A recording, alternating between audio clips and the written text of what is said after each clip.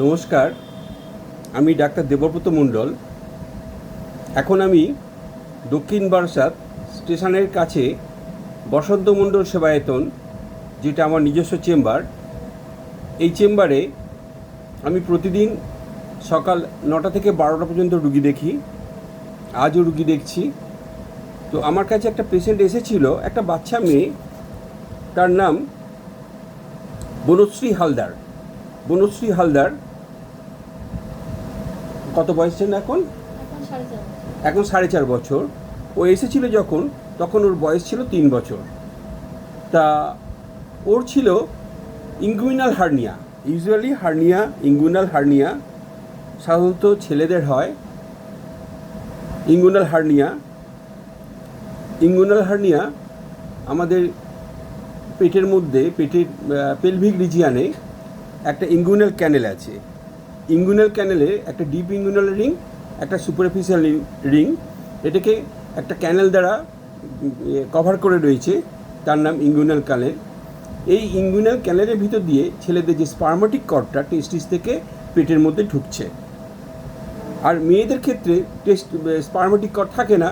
মেয়েদের ক্ষেত্রে যেটা থাকে সেটা হচ্ছে রাউন্ড লিগামেন্টটা এসে ঢোকে। কিন্তু মেয়েদের ইঙ্গুইনাল হার্নিয়া খুব রেয়ার।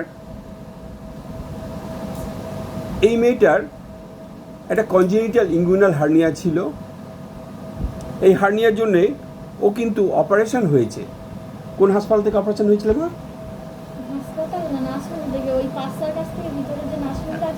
হ্যাঁ, পার্সাক্সাস থেকে ভিতরে একটা নার্সিংহোম আছে।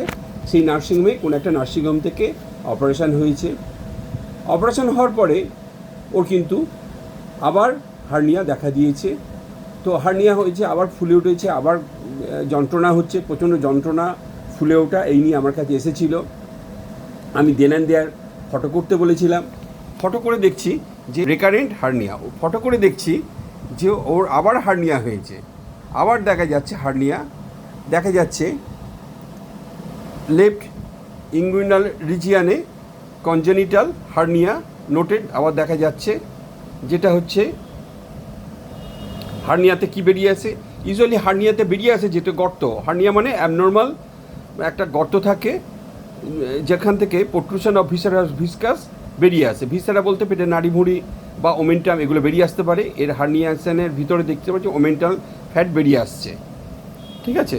এবং সেটা হচ্ছে লেফট ইঙ্গুইনাল কনজেনিটাল হার্নিয়া, যেটা বলছে রেকারেন্ট বলে ওরা ডায়াগনোসিস করেছে। তো এই পেশেন্টটা আমার কাছে এসেছে। আমি দেখলাম, চিকিৎসা করলাম, আমি কেস টেকিং করেছি। কেস টেকিং করে আমার যে মেডিসিন এসেছে সেটা হচ্ছে ক্যালকেরিয়া ফস। আমি দীর্ঘদিন ক্যালকেরিয়া ফস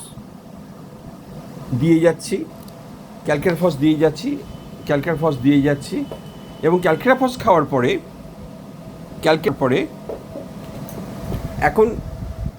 এখন কেমন আছে?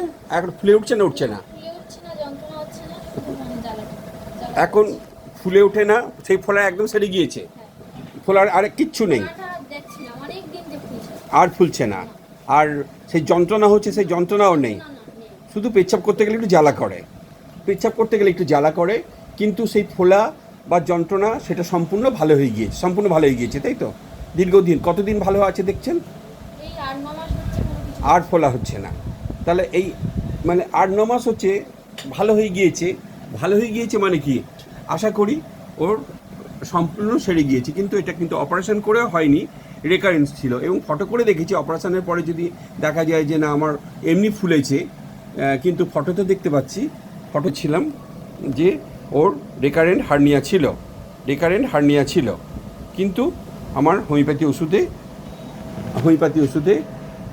সম্পূর্ণ সেরে গেল। এটাই আমাদের হোমিওপ্যাথির ম্যাজিক। সুতরাং এর যদি অপারেশনের আগে আসতো, আমার যেটা মনে হয় ওর অপারেশনের দরকার হতো না। কারণ আমার কাছে কনজেনিটাল হার্নিয়া আমি সারেনি একজনও নেই।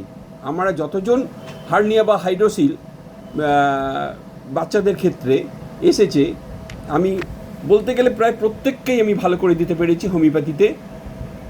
সুতরাং এরাও যদি শুরুতে আমার কাছে আসতো, কোনো অপারেশনের প্রয়োজন ছিল বলে আমার মনে হয় না। যাই হোক, অপারেশন করে এসেছিল। অপারেশনের পরে আবার রেকারেন্ট হার্নিয়া হয়েছিল, যে হার্নিয়া কিন্তু আমার হোমিওপ্যাথির ওষুধে ভালো হয়ে গেল। সুতরাং আপনারা যারা এরকম বাচ্চাদের কনজেনিটাল হার্নিয়া হাইড্রোসিলে ভুগছে, তারা কিন্তু যে কোনো ভালো হোমিওপ্যাথি ডাক্তারকে দেখাবেন, তারাও ভালো হয়ে যাবেন, শুধু হতাশ হবেন না।